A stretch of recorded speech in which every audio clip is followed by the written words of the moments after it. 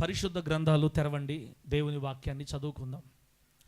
నిన్నటి దినాన పరిశుద్ధాత్మ దేవుడు మనతో మాట్లాడిన అంశాన్ని మరొకసారి మనం జ్ఞాపకం చేసుకుందాం. ఇది 2025 సంవత్సరం ముగింపు, కడవరి రోజులు.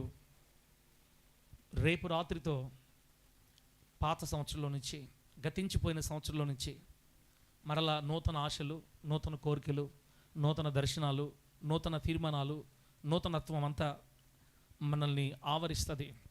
రేపటితో మనం కొత్త సంవత్సరంలోకి వెళ్ళిపోతాం. అయితే గతించిపోయినటువంటి సంవత్సరంలో దేవుడు అపూర్వమైన, అమూల్యమైన, శ్రేష్టమైన భద్రతను మనందరికీ ఇచ్చి ఇక్కడ దాకా ప్రభు తీసుకొని వచ్చాడు. ఆయనకి కృతజ్ఞతాస్తుతులు చెల్లించడానికి ఈ ప్రార్థన కూడా మనం ఏర్పాటు చేసుకున్నాం. ఆయనకు కృతజ్ఞత చెల్లించడానికి మనం వస్తే ఆయన మనల్ని ఆశీర్వదించి స్వస్థపరిచి పంపిస్తానని మనకు వాగ్దానం ఇస్తున్నాడు. దేవునికి మహిమ కలుగును గాక. చెప్పండి గట్టిగా హల్లెలూయా. నిన్న మనం మాట్లాడుకున్న అంశానికి టైటిల్, సబ్జెక్ట్, అంశం పేరు ఏంటంటే, నేను మీకు చెప్పలేదో, బహుగా ఫలించున్నట్లు త్వరపడి స్వాధీనపరచుకొనుడి. అది అంశం పేరు. బహుగా ఫలించున్నట్లు త్వరపడి స్వాధీనపరచుకొనుడి. ఏం స్వాధీనపరచుకోవాలి? యెహోషువ గ్రంథం 13వ అధ్యాయం 1వ వచనం నిన్న మనం చదివాం. యెహోషువ గ్రంథం 13వ అధ్యాయం 1వ వచనంలో యెహోవా అతనికి ఈలాగు సెలవిచ్చెను, నీవు స్వాధీనపరచుకొనుటకు అతి విస్తారమైన దేశం ఇంకా మిగిలి ఉన్నది. దేవుని బిడ్డలారా, 2025 సంవత్సరంలో గడిచిపోయిన 12 నెలలలో ఎన్నో మేలులు ప్రభు దగ్గర నుంచి పొందుకున్నాం. మంచి ఆరోగ్యం ఇచ్చాడు, ఆయుష్ ఇచ్చాడు, జ్ఞానం ఇచ్చాడు, ఆర్థికంగా కాస్త దీవించాడు, వస్తు వాహన ఉపకరణాలు ఇచ్చాడు, కొందరికి గొప్ప మేలులు చేశాడు. ఎన్నో సంపాదించుకున్నాం ప్రభు దయ వల్ల. ఆర్థికంగా కానీ, సామాజికంగా కానీ కాస్త ప్రభు దగ్గర నుంచి మేలులు పొందుకున్న వాళ్ళు మనలో ఉన్నారు. నేను కూడా చాలా మేలులు పొందుకున్నాను. 2025 సంవత్సరం ఫిబ్రవరి నెల 2వ తేదీ మన కార్ తీసుకుంది. 2025 సంవత్సరం అనగా ఈ సంవత్సరమే ఫిబ్రవరి నెలలో ఒక బలమైన అద్భుతాన్ని దేవుడు మన పరిచర్య పట్ల చేసి మంచి వాహనాన్ని దేవుడు మనకి అనుగ్రహించాడు. చెప్పుకోదగినవి ఆర్థిక పరంగా, లేదా సామాజిక పరంగా, లేకపోతే అభివృద్ధి పరంగా చెప్పుకోవాలంటే ఇట్లా కొన్ని మన జీవితాల్లో మనం చెప్పుకుంటాం. మనందరి జీవితాల్లో కూడా చిన్నదో పెద్దదో ప్రభు చేశాడు. అన్నిటికంటే ముఖ్యంగా ఊపిరి బాగా ఆడుతుంది, గుండె జబ్బులు ఏమి లేవు, కిడ్నీలు, ఊపిరితిత్తులు ఏమీ ఎఫెక్ట్ కాలేదు. దేవుడి దయ వల్ల అవయవాలన్నీ క్షేమంగా పంపింగ్ అవుతా ఉన్నాయి. దేవునికి స్తోత్రం కలుగును గాక.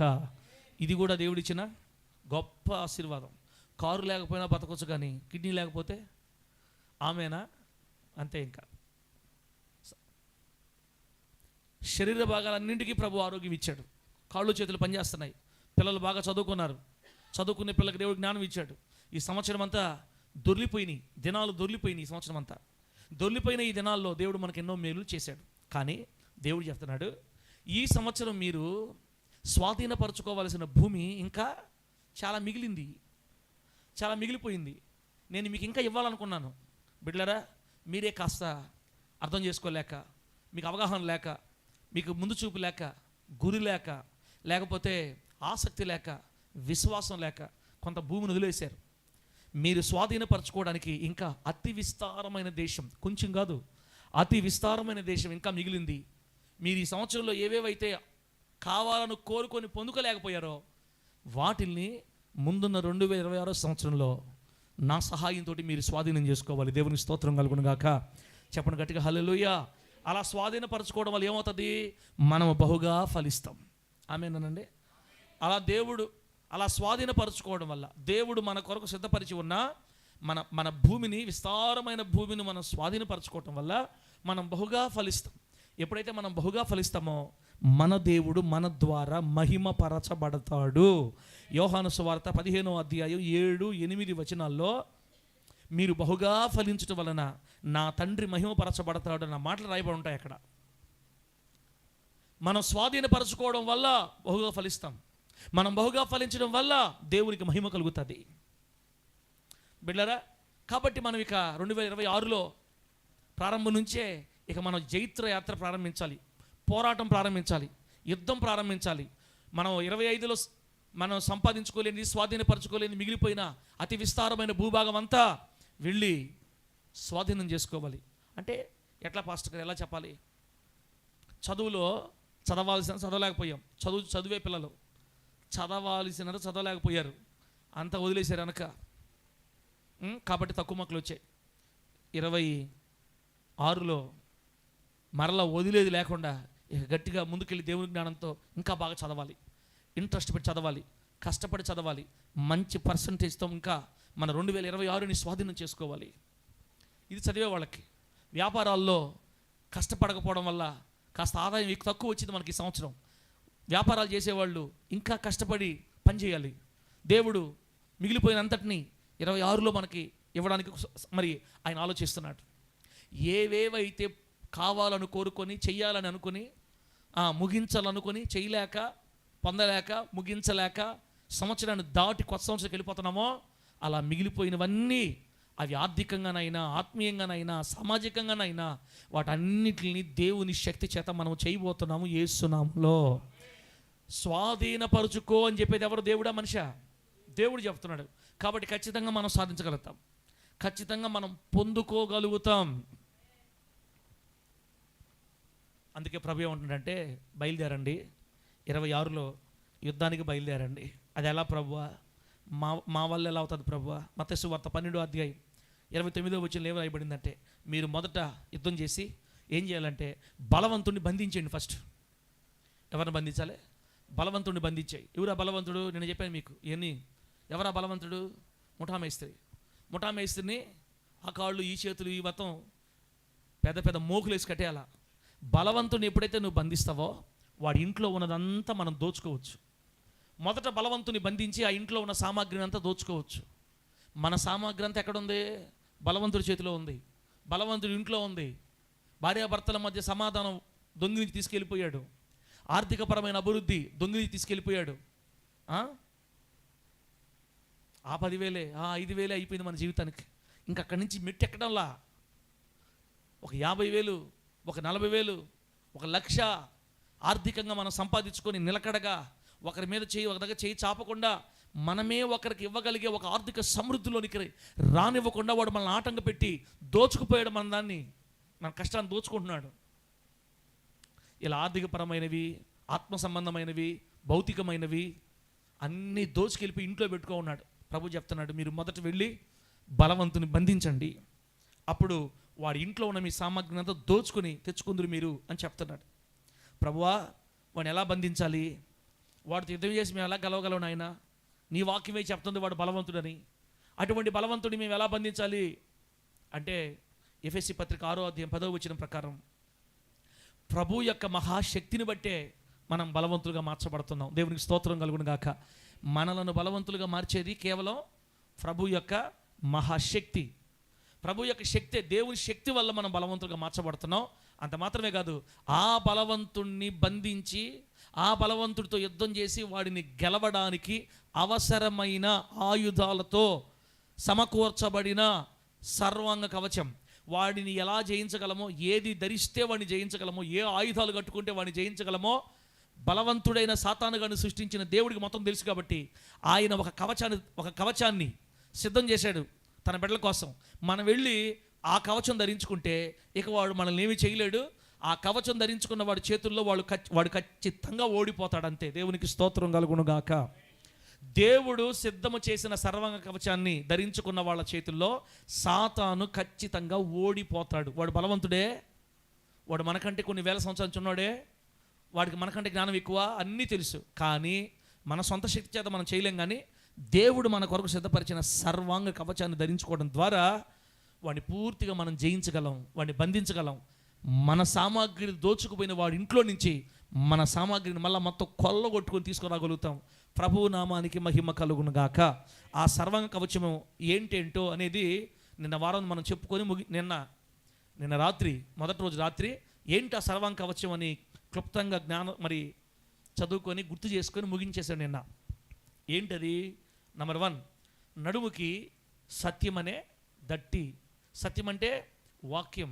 వాక్యం అనే దట్టితో నడుము కట్టుకొని మైమరువు ఆమర్, నీతి అనే మైమరువుని మరి ముందు కవచాలకు ధరించుకొని, సమాధాన సువార్త వలన కలిగే సిద్ధ మనస్సు, సువార్త వలన సిద్ధ మనస్సు అనే జోళ్ళు పాదాలకు చెప్పులకి మరి కాళ్ళకి వేసుకొని, చేతిలో డాలు పేరు విశ్వాసం అనే డాలు పట్టుకొని, తలకి హెల్మెట్, శిరస్త్రాణం ఏందది? రక్షణ శిరస్త్రాణం తలకి పెట్టుకొని, చేతిలో ఖడ్గం. ఏ ఖడ్గం అది? దేవుని వాక్యం అనే ఆత్మ ఖడ్గాన్ని చేతిలో పట్టుకొని రంగంలోకి దిగితే, ఈ ఆయుధాలు ఎవరి దగ్గరైతే ఉన్నాయో వాడి ముందు దురాత్మ శక్తులు వెలబోతాయి యేసునామంలో. ఎందుకంటే మన చేతిలో ఉండేది భూ సంబంధమైన ఉపకరణాలు, భూ సంబంధమైన ఆయుధాలు కాదు, అవి పర సంబంధమైన ఆయుధాలు. దేవుని నామానికి మహిమ కలుగును గాక. చేతిలో కత్తి కనబడిందంటే వాడికి తళ మెరసింది వాడి కళ్ళకి. అరే ఆ కత్తి తగిలిందంటే అవతల దిగిపోద్ది, పరిగెత్తడరా నాయనా. కానీ దురదృష్టం ఏంటంటే క్రైస్తవుల దగ్గర ఇప్పుడు ఆయుధాలు లేవు. క్రైస్తవుల చేతుల్లో ఆయుధాలు లేవు. ఇప్పుడు సైతాన్ గడికి ఈ పని ఈసి, నేనెందుకు వాడికి, నువ్వు వెళ్ళిపో, బుడ్డదేమా నువ్వు వెళ్ళిపో అని చెప్పేశాడు. బుడ్డదయ్యాలు వచ్చి అవుట్. ఎందుకు? ఆయుధాలు లేవు.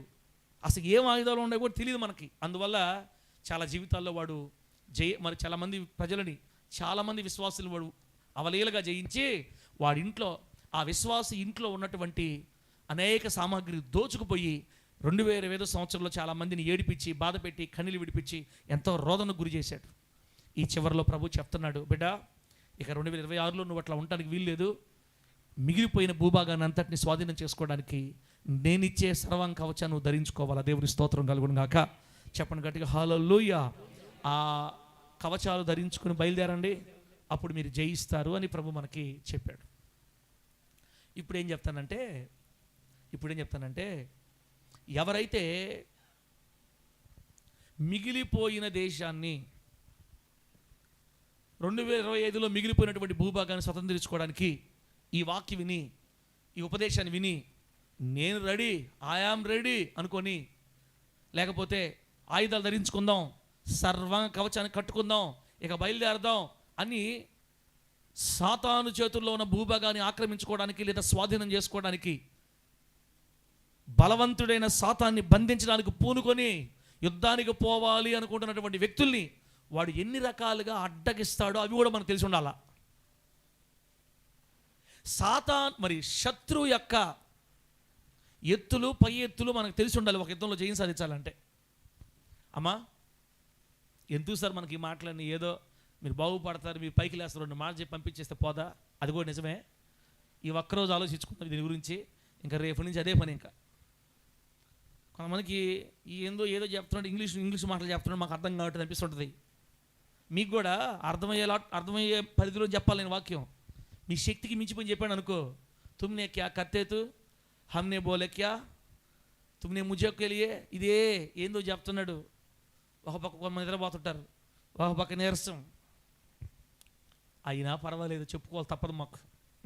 వక్రైన యుద్ధంలో చేసి పోరాడి వాడిని పట్టుకొని వాడి ఇంట్లో ఉన్న మన సామాగ్రిని తీసుకొచ్చుకుంటారని ఆశ. అర్థమైతే గట్టిగా హల్లెలూయా చెప్పండి. 2026 సంవత్సరంలో ఎవరైతే వాడిని బంధించి, వాడిని దేవుడిచ్చే సర్వాంగ కవచంతో వాడిని బంధించి వాడి ఇంట్లో ఉన్నటువంటి మన సామాగ్రిని తెచ్చుకోవాలని, వాడి ఆధీనంలో ఉన్న మన భూమిని 2025లో మనం విడిచి వచ్చిన, పోగొట్టుకున్న లేదా స్వాధీనం చేసుకోకుండా మిగిలిపోయిన ఆ భూభాగాన్ని ఎవరైతే స్వాధీనం చేసుకోవడానికి ఆశపడుతున్నారో, ఇష్టపడుతున్నారో వాళ్ళని వాడు ఎన్ని రకాలుగా ఇబ్బంది పెడతాడు, ఎన్ని రకాలుగా అడ్డగిస్తాడు, ఎన్ని రకాలుగా మోసం చేస్తాడు, అసలు శత్రు యొక్క ఎత్తులు, పై ఎత్తులు ఏంటి అనేది మనం ఈరోజు తెలుసుకుందాం. వాడు ఎన్ని రకాలు దాడి చేస్తాడు. 2025లో కూడా ఇట్లాగే దాడి చేశాడు. వాడు ఈ రూట్లోనే వచ్చి దాడి చేశాడు. ఇప్పుడు ఒక దేశం మీద యుద్ధం పోవాలనుకున్నప్పుడు, ఈరోజు రాత్రి పలానా దేశం యుద్ధం పోదాం అనుకొని ఏకాశం నిద్రలేసి వెళ్ళిపోరు యుద్ధానికి. ఇప్పుడు కూడా యుద్ధ నీతి ఏంటంటే, ఒక దేశం మీదకి మనం యుద్ధం పోవాలనుకున్నప్పుడు వాళ్ళ సైన్యం ఎంత, రాజుగారు ఎక్కడుంటారు, వాళ్ళ సైనికులు శరీర బలం ఎంత అంటే కత్తి చేత పట్టుకొని యుద్ధానికి వచ్చే వాళ్ళు ఎంతమంది ఉన్నారు, వాళ్ళకి ఏమన్నా నావికా బలం ఉందా, అశ్వదళం ఉందా, గజబలం ఉందా, రథాలు ఉన్నాయా, లేకపోతే విలుకాళ్ళు ఎక్కువ మంది ఉన్నారు, ఎంతమంది ఉన్నారు, ఇదంతా సమాచారం కూడగట్టుకో ఫస్ట్ వాళ్ళు గ్యాదర్ చేసుకోవాలా. ఆ దేశస్తులు యుద్ధం చేస్తే లోయల్లో బాగా యుద్ధం చేస్తారా, కొండల మీద బాగా యుద్ధం చేస్తారా, వాళ్ళు దేంట్లో డల్గా ఉన్నారు, వాళ్ళ వీక్నెస్లు ఏంటి, వాళ్ళు ఏ విధంగా వీళ్ళు యుద్ధం చేస్తే వాళ్ళు మనం జయించగలుగుతాం, ఇదంతా నేను ఏమంటారంటే యుద్ధ పరిభాషలు ఏమంటారంటే వేగులు వారిని పంపించి తెలుసుకోవటం. ఎవరిని పంపించి, ఎవరో ఒకరిని కానీ అంటారా, వేగులు వారిని పంపించి ఆ దేశ రహస్యాలు తెలుసుకోవటం. అలా ఎవరైనా ఒక రాజ్యం మీదకి యుద్ధానికి పోవాలనుకున్నప్పుడు, ఒక దేశం మీదకి పోవాలి, వాళ్ళ ప్లస్లు మైనస్లు మొత్తం తెలుసుకుంటారు. ప్రభునామానికి మహిమ కలుగును గాక. గట్టిగా చెప్పండి హల్లెలూయా. చెప్పండి గట్టిగా హల్లెలూయా. దేవుని బిడ్డలారా, ఇజ్రాయెల్ దేశం గురించి ఒక స్టోరీ చదివాను నేను, మన ఇజ్రాయెల్ గురించి. ఇజ్రాయెల్ దేశంలో ఫుట్బాల్ ఆడే ఒక టీం ఉందంట. వాళ్ళు ఒక దేశానికి వెళ్ళి ఫుట్బాల్ ఆడుతుంటే, మరి అది ఫ్రాన్సో ప్యారిసో మొత్తం ఎక్కడో దగ్గర నాకు ఐడియా రావట్లేదు, అర్జెంటీనా ఎక్కడో మొత్తం మీద ఇజ్రాయెల్ దేశం తరపున ఉండే ఆటగాళ్ళు ఆ దేశస్తులు ఆడుతున్నారు. అంతలో ఈ ఉగ్రవాదులకు సంబంధించిన టెర్రరిస్ట్ సంబంధించిన ఒక గ్రూపు ఒక 7 మంది లేదా 10 మంది గన్నులు తీసుకొని దేవుని బిడ్డలారా గ్రౌండ్లోకి వచ్చి ఇజ్రాయేలీల ఆటగాళ్ళని కాల్చి చంపేశారు.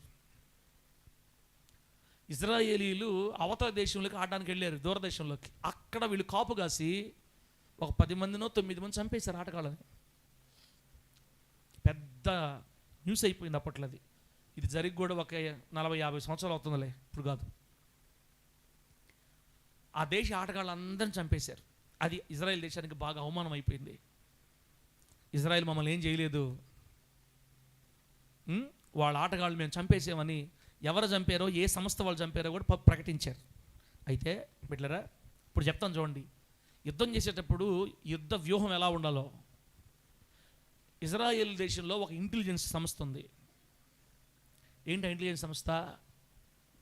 నిద్రమత్తు సంస్థ. ఆ సంస్థ పేరు ఏం పేరు? నిద్రమత్తు కాదనా? కాదు కదా, మొసాద్.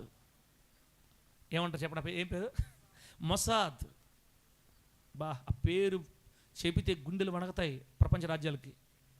మొసాద్ అనే సంస్థ రంగంలోకి దిగి దీన్ని ఎవరెవరు చేయించారు, దీనికి ఎవరెవరు ప్లాన్ వేశారు, అసలు ఈ టీం అంతట్లో మా ప్లేయర్లను చంపడానికి ఎవరెవరు పనిచేశారు, ఎంతమంది పనిచేశారు, ఎలా రాబట్టారో, ఏం చేశారో కానీ అసలు ఆ టీం అంతటిని వాళ్ళని చంపడానికి ఎంతమంది అయితే పనిచేశారో వాళ్ళందరి పేర్లు ఫోటోలు తీసుకొని బిడ్డలారా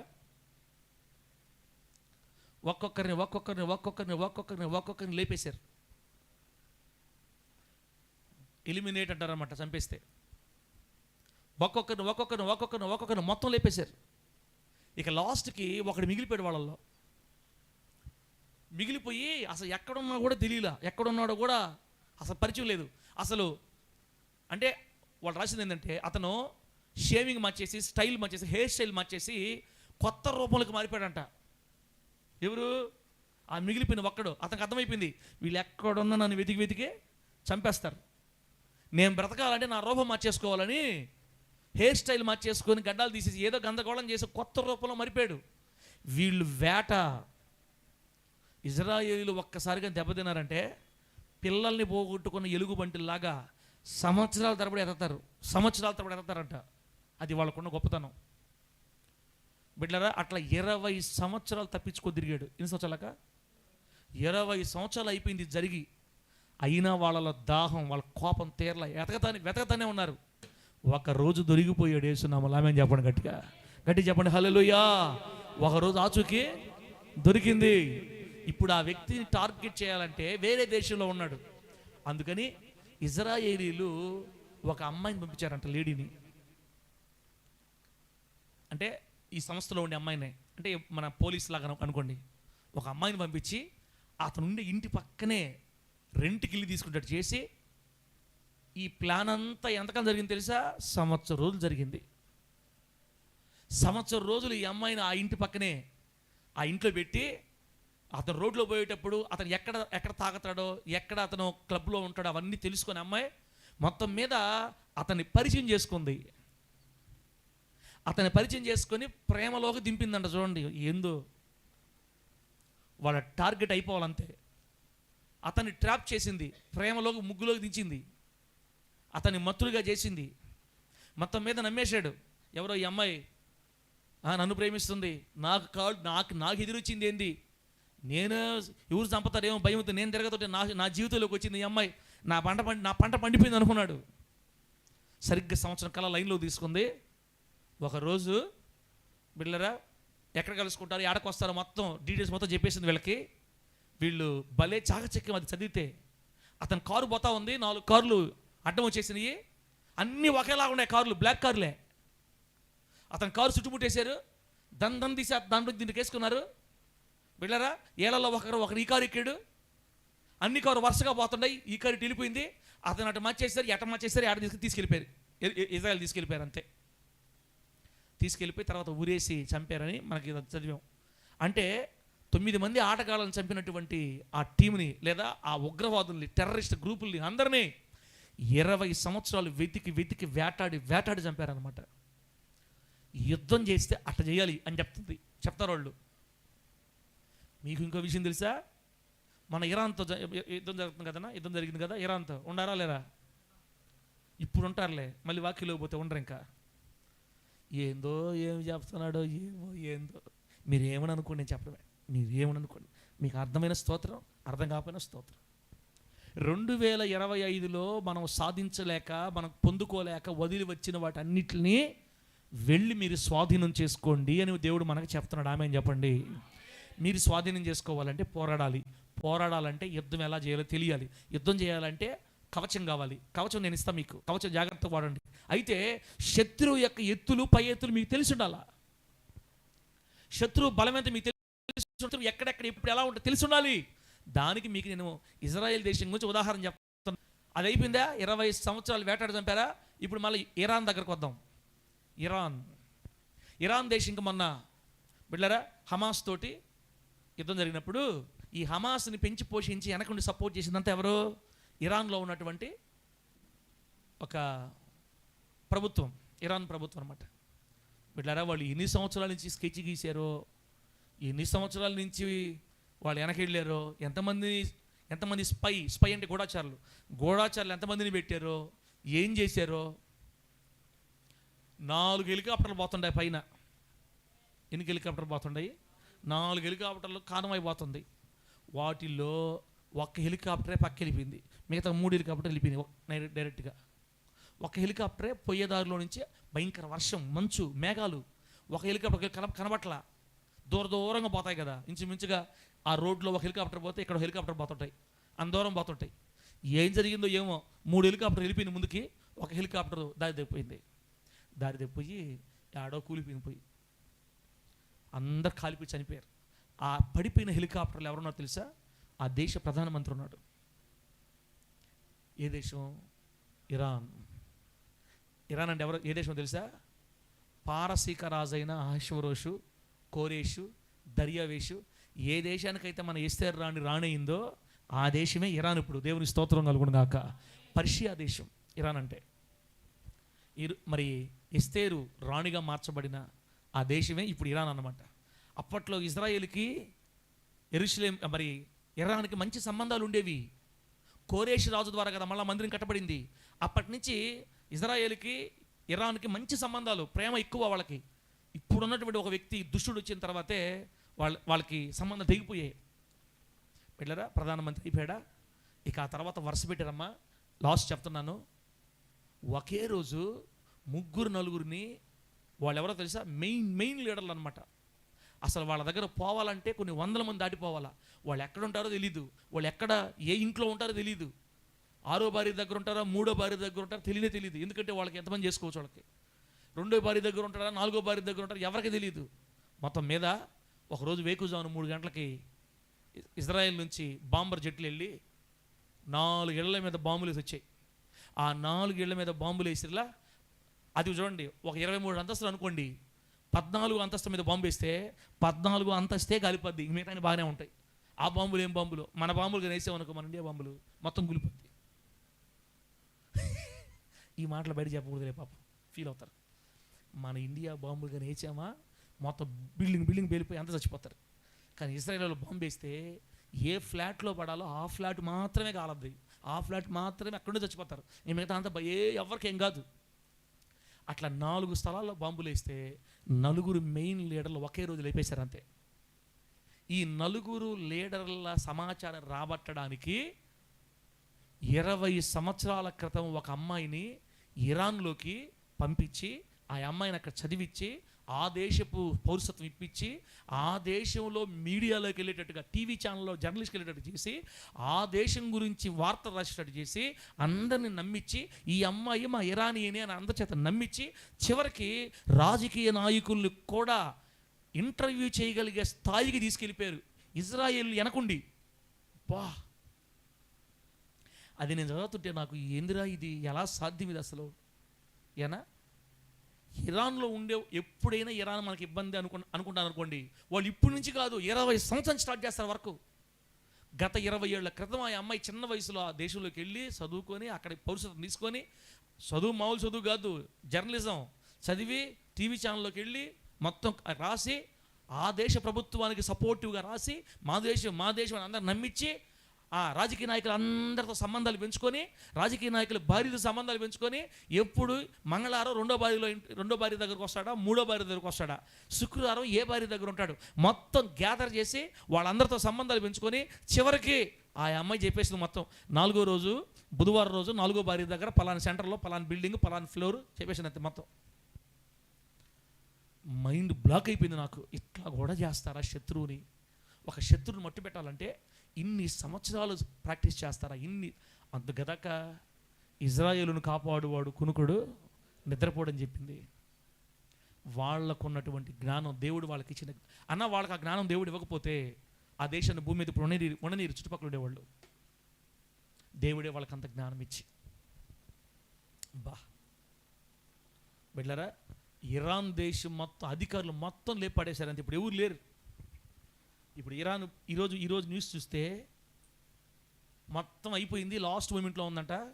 అంటే ఇరాన్లో ఉన్న ప్రజలందరినీ ఇజ్రాయేలీలు మరి మోటివేట్ చేసి, మీరు ఎదురు తిరగండి, వాడొక్కడే ఉన్నాడు, ఆ పెద్దోడు ఆ ముసలోడు ఒక్కడే ఉన్నాడు, ఆ ముసలోడు లేపేసి మొత్తం మీరు కొత్త ప్రభుత్వం ఏర్పాటు చేసుకుందరు.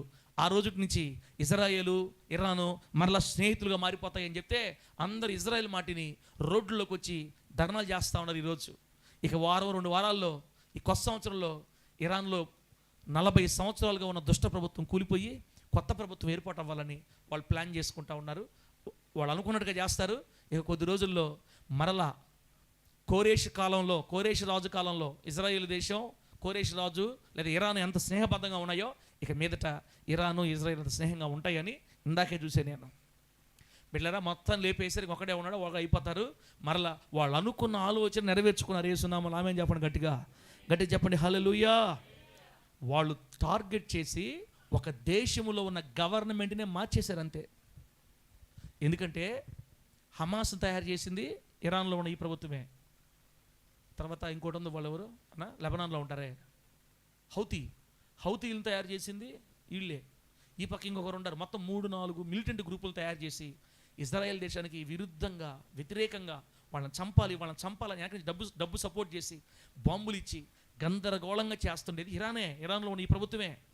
ఈ ప్రభుత్వం లేపేస్తే మనం ప్రశాంతంగా ఉండొచ్చు అని వాళ్ళు ఎన్ని సంవత్సరాలు టార్గెట్ చేశారో తెలియదు. కానీ అంబో, మీరు ఆ న్యూస్ విన్నారో లేదో, అమెరికా నుంచి 4 బాంబర్ జెట్లు పోయి గుహలో ఉన్నటువంటి ఆయుధాల తయారు చేసే ఫ్యాక్టరీల మీద బాంబులు వచ్చాయి.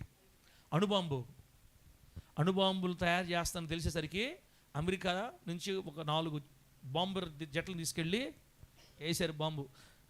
400 అడుగుల కింద ఉందంట అది ఆ తయారు చేసేది. వీళ్ళు వేసిన బాంబు 600 అడుగులు పోద్ది, మొత్తం పేలిపోయిందంతే. వాళ్ళు 40 సంవత్సరాలు కష్టపడి కట్టుకున్నదంతా ఒక్క రాత్రిలో పేల్చొతలు పడేశారు. ఆ జ్ఞానం, ఆ ముందు చూపు, ఆ గొప్ప శక్తి, ఆ ట్రెండ్, ఆ టెక్నాలజీ ఇజ్రాయెల్ దేశానికి దేవుడు కాకపోతే ఎవరిస్తారు? దేవుడికి స్తోత్రం కలుగును గాక. మొత్తం మీద ఇరాన్లో అనుకున్నది చేసేశారు. ఆ ప్రభుత్వం దిగిపోయిందంటే ఇక ఇజ్రాయెల్ దేశానికి ఇరాన్ నుంచి ఎటువంటి ప్రమాదం ఉండదు. ఇక ఇరానే పోయిందంటే ఈ మిగతా అన్నీ చచ్చుబడిపోతాయి. ఇక ఎవరు ఏం చేయలేరు. కాస్త కొంతకాలం వాళ్ళు ప్రశాంతంగా నెమ్మదిగా బ్రతుకుతారు. దేవుని నామానికి మహిమ కలుగును గాక.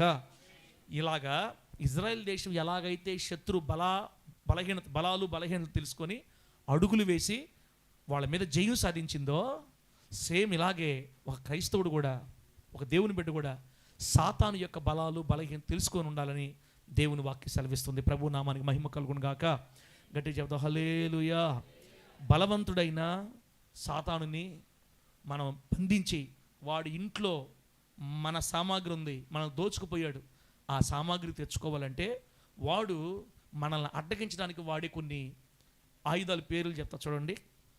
ఆ ఆయుధాల పేర్లు రాసుకోండి, మీరు గుర్తుపెట్టుకోండి. ఈరోజు ఈ వాక్యం ముగిచ్చేద్దాం, రేపు ఇంకొక వాక్యం చెప్పుకుందాం. బిడ్డలరా, వాడు బలవంతుడే. మనకు దేవుని శక్తి ఉంది, అయినా సాతాను గురించి లేదా మన శత్రువు గురించి కాస్త అవగాహన మనకు ఉండాలి. ఆ అవగాహన ఎట్లా ఉండాలంటే, ఇంకా ఎట్టి పరిస్థితుల్లో ముందు రోజుల్లో ఏ విధంగా మనం దెబ్బతిన్నా వాడి ఎత్తులు పైతులు తెలుసుకొని మనం జాగ్రత్తగా ముందుకెళ్ళాలా. వాటిల్లో సాతాను మనల్ని అడ్డగించడానికి వాడు వాడే ఆయుధాల్లో మొదటి ఆయుధం ఏంటంటే, దేవునితో ఉన్న సంబంధాన్ని తెంచేస్తాడు. అది ఫస్ట్. సాతానుడు మిగిలిపోయిన భూభాగాన్ని మనం స్వతంత్రించుకోకుండా, స్వాధీనపరచుకోకుండా మన యుద్ధాన్ని వాడు ఆపడానికి వాడే మొదటి ఆయుధం పేరు దేవునితో సహవాసాన్ని తెంచుట. ఎవరితో సహవాసం అన్న? దేవుడితో సహవాసం తెంచేస్తాడు. దేవుడితో సహవాసం ఎలా తెగిపోద్ది అంటే, లోకాన్ని, శరీరాన్ని వాడుకుంటాడు వాడు బలవంతుడు, సాతానుగాడు. శరీరాన్ని, లోకాన్ని వాడుకొని లోక ఇచ్చలు మనలోనికి పంపి, శరీర ఇచ్చలు మనలో రేపి, లోకానుసారంగా శరీరానుసారంగా మనం బ్రతికినప్పుడు ఇక తప్పు చేసామన్న భావన మనలో తీసుకొని వచ్చి, ఇక దేవుని ముందుకు వెళ్ళి ప్రార్థన చేయనీయకుండా, వాక్యం చదవనీయకుండా, దేవుడితో సహవాసం చేయనీయకుండా 24 గంటల లోకంలో డబ్బు కోసమో, సంపాదన కోసమో, పనుల కోసమో తిరిగి అసలు దేవునికి పూర్తిగా మనం దూరంగా వెళ్ళిపోయేటట్టు వాడు మొట్టమొదట చేస్తాడు. ఎప్పుడైతే మనకు దేవుడితో సహవాసం తెగిపోద్దో, సాతానుతో యుద్ధం చేయాలన్న సంగతి మర్చిపోయి ఇక వాడు పెట్టిందే భిక్ష అనుకొని ఉన్నదాంతో అడ్జస్ట్ అయిపోతాం. కాబట్టి ఈరోజు మొట్టమొదట మన భూభాగాన్ని, మిగిలిపోయిన భూభాగాన్ని మనం స్వతంత్రించుకోవాలంటే ఈ 2026లో ఒకటే గురి, దేవునితో సంబంధాన్ని తెంచడానికి వాడు ఎన్ని రకాలుగా ప్రయత్నించినా దేవునితో సంబంధం తెగకుండా మనల్ని మనము కాపాడుకుందాము గాక. దేవునితో సంబంధము తెగకుండా మనము కాపాడుకోవాలి. దేవునితో సంబంధము తెగకుండా మనల్ని మనము కాపాడుకోవాలి. పాస్టర్ గారు, ఏవే పనులు చేసే సంబంధం తెగిపోద్ది అంటే, మరి మనంత చిన్నపిల్లలేం కాదు మనము. దేవునికి ఇష్టం లేని ఏది చేసినా కూడా, దేవుడు కోరుకొని ఏ పని చేసినా కూడా, దేవుడు చెయ్యొద్దు అని చెప్పిన ఏ పని చేసినా కూడా ఆయనకి మనకి సంబంధం దెబ్బతినే ప్రమాదం ఉంది. చూడకూడనివి చూడకూడదు, వినకూడనివి వినకూడదు, మాట్లాడకూడనివి మాట్లాడకూడదు, తిరగకూడని చోట్ల తిరగకూడదు, చేయకూడని పనులు చేయకూడదు. ఒకవేళ చేసినా, ఒకవేళ పడినా, ఒకవేళ చూచినా, ఒకవేళ దేవునికి అయిష్టమైన కార్యములు మన ద్వారా జరిగినా, దేవుని బిడ్డ, వెంటనే మనం ఏం చేయాలంటే దేవునితో మన సంబంధాన్ని పునరుద్ధరించుకోవాలా. దేవునికి స్తోత్రం కలుగును గాక. లేట్ చేయకూడదు. మళ్ళా లేట్ చేసామంటే వాడు మనల్ని మంపులో పెట్టేస్తాడు, నిద్రలో పెట్టేస్తాడు. ఇక నువ్వు ప్రార్థన చేయకూడదు, నువ్వు పాపం చేసావు, నువ్వు దేవుడి దగ్గరికి వెళ్ళకూడదు, ఇంక చాలే, ఇంక అయిపోయింది నీ పని, ఇక దేవుడు నీకేం చేయడు. వాడు చెప్పి మనల్ని మత్తు నిద్రలో తీసుకెళ్ళిపోయి ఇక ప్రార్థన లేకుండా, వాక్యం లేకుండా, భక్తి లేకుండా, మందిరం లేకుండా, దేవుని భక్తి లేకుండా తీసుకెళ్ళిపోతాడు దూరంగా. అందుకని వాడికి మనం ఆ మాట అనకూడదు. ఎప్పుడైతే మనం పొరపాటు చేస్తామో, బలహీన పడతామో, కొన్ని కార్యక్రమాలు ఇబ్బందులు పాలవుతామో, వెంటనే దేవుని వాక్యం గుర్తు రావాలి మనకి. అందుకే సర్వాంగ కవచంలో మొట్టమొదటిది ఏంది? నడుముకి సత్యం అనే దట్టి. సత్యం అంటే వాక్యం. దేవుని నామానికి మహిమ కలుగును గాక. వాక్యం అనే బెల్ట్ చేత మన బట్టల్ని, కవచాన్ని లేదా ఆయుధాలను కట్టుకోవాలా. సత్యం అనే దట్టి అంటే అర్థమేంటి తెలుసా?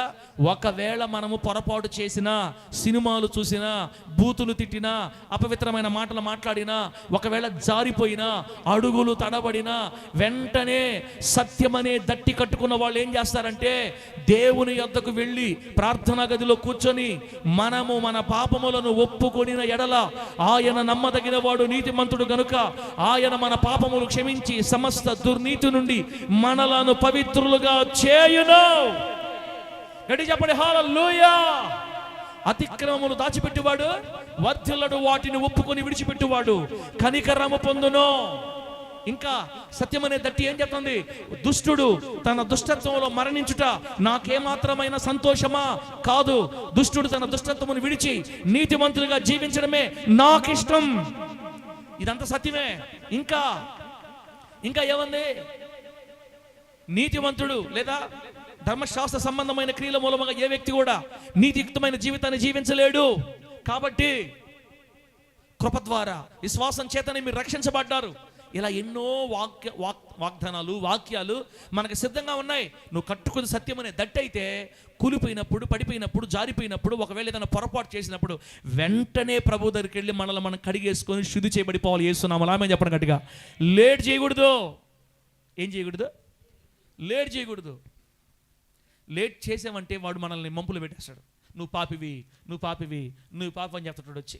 సైతానికి అబ్బెటవా పనికి మాలోడా, నేను దేవుని బిడ్డని, నేను యేసు రక్తంలో కడగబడిన బిడ్డని, నేను బాప్తీసం తీసుకున్న బిడ్డని, నా తండ్రి, మై డాడీ, నా డాడీ, నువ్వెవడరా చెప్పేదా పనికి మాలోడా అని వాడిని ఎదిరించి మనం త్వరగా వెళ్ళి యేసు రక్తంలో మరలా కడగబడిపోయి మనం చేసిన ఆ మలినాన్ని కడిగేసుకోవాలి. ఆ దేవునికి స్తోత్రం కలుగును గాక.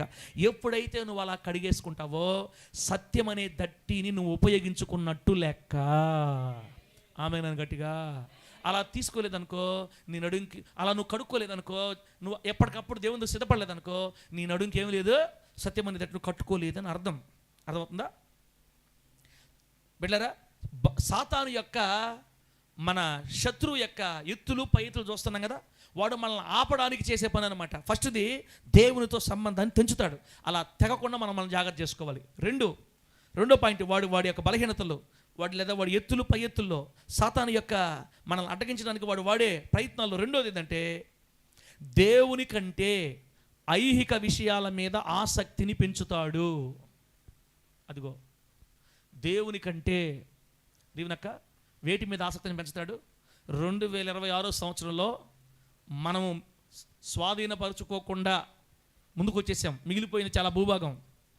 మన సమాధానం వాడి దగ్గరే ఉండిపోయింది, మన నెమ్మది వాడి దగ్గర ఉండిపోయింది, మన ఆరోగ్యం వాడి దగ్గర మిగిలిపోయింది. మన ఇది చాలా దొంగిలించేశాడు, వాడి చేతుల్లో ఉన్నాయి, శత్రు చేతుల్లో.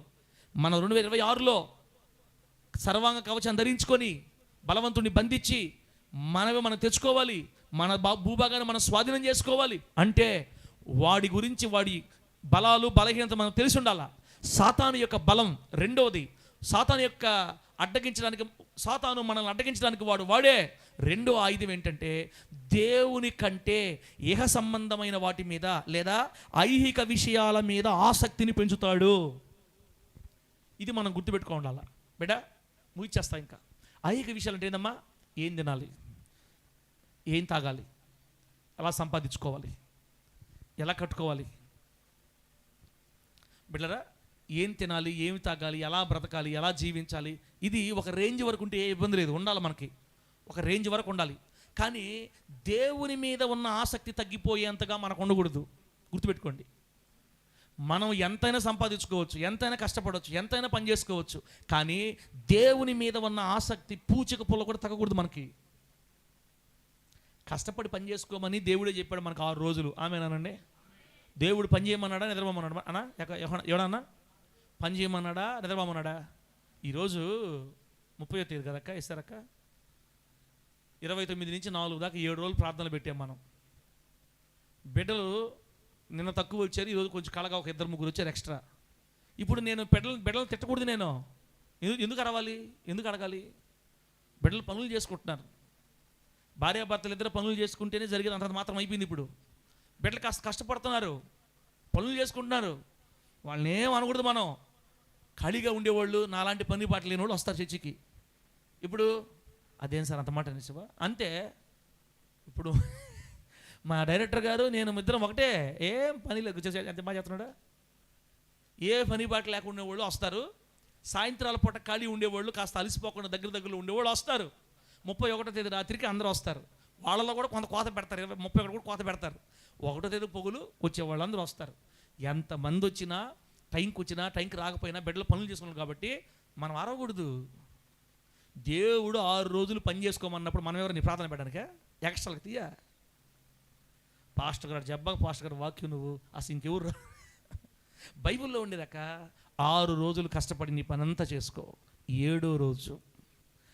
7వ రోజు విశ్రాంతి దినాన మాత్రం ఒక్క పని కూడా నువ్వు చేయకూడదు.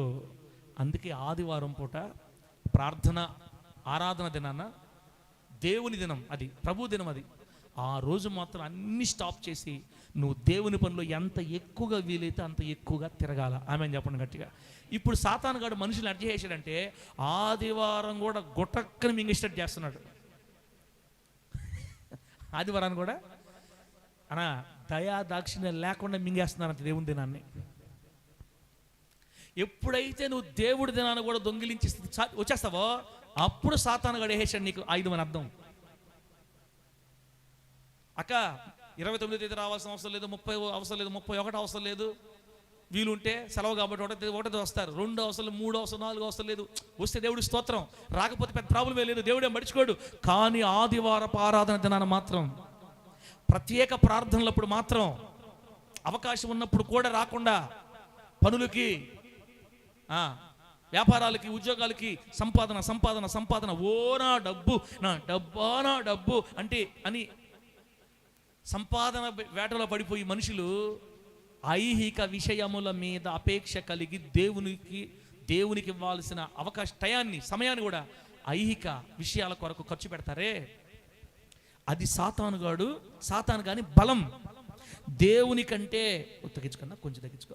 దేవుని కంటే ఐహిక విషయాల మీద తగ్గించాను. దేవుని కంటే ఐహిక విషయాల మీద ఆసక్తి అనేది సాతానుగాడి ఆయుధం. 2025వ సంవత్సరం అనగా గతించిపోయిన ఈ సంవత్సరంలో మన భూభాగం ఇంకా మిగిలిపోవడానికి కారణం ఏంటంటే మనలో కొంతమంది దేవుని మీద కంటే ఆసక్తి ఐహిక విషయాల మీద పెరిగింది. అలా వద్దక్క, దయచేసి సెట్ చేసుకో. ఒకసారి ఆలోచించుకొని ప్రవర్తన విషయమై గతించిన సంవత్సరంలో ఏమన్నా దేవుడికి ఇవ్వాల్సిన సమయాన్ని, దేవుని కొరకు మండాల్సిన ఆసక్తి ఐహిక విషయాల మీద, డబ్బు ఎలా దాచిపెట్టాలి, ఇంత సంపాదించాలి, అంత సంపాదించాలి, మంచిదే ఉండాలి, అది దేవుని దినాన్ని మింగే అంతగా ఉండకూడదు బిడ్డలారా. అందుకే యేసు ప్రభు వారు ఉపమానం చెప్తా, ముళ్ళ పొదలలో విత్తబడిన విత్తనం గురించి చెప్తాడు దేవుడు. ఏ పొదల్లో?